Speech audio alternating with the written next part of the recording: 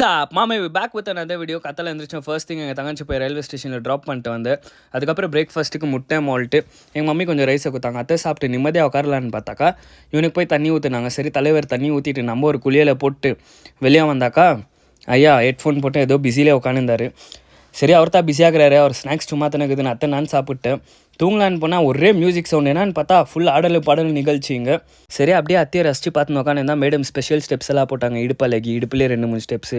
சரி ஜிம்முக்கு நான் போகலான்ட்டு பீட்ரூட்டில் ப்ரீ ஒர்க் அவுட் பண்ணி குடிச்சிட்டு ஒரு வாழைப்பழம் 2 பிரெட்டு சாப்பிட்டா இவங்களுக்கு சண்டை. என்னான்னு பார்த்தா இவர் ஏஆர்மனா அவர் அனிருத் தான். அங்கே பார்த்தா டான்ஸ் ஸ்டூடியோ, இங்கே பார்த்தா மியூசிக் ஸ்டூடியோ, அந்த மாதிரி ஆகிட்டுக்குது கைஸ் வீடு.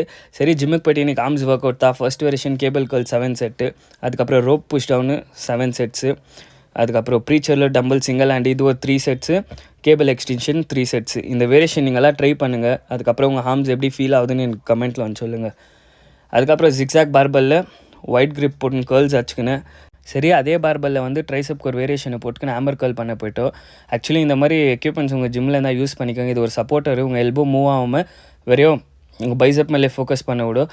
அதுக்கப்புறம் ட்ரைசப்க்கு க்ளோஸ் கிரிப் புஷ் டவுன் ஆச்சுட்டு முடிச்சுட்டு பயங்கர பசி. சரி வீட்டுக்கு வந்து ரைஸோ சிக்கனை சாப்பிட்டு ஒரு இன்டர்வியூ இருந்துச்சு, அதை அட்டன் பண்ணேன்.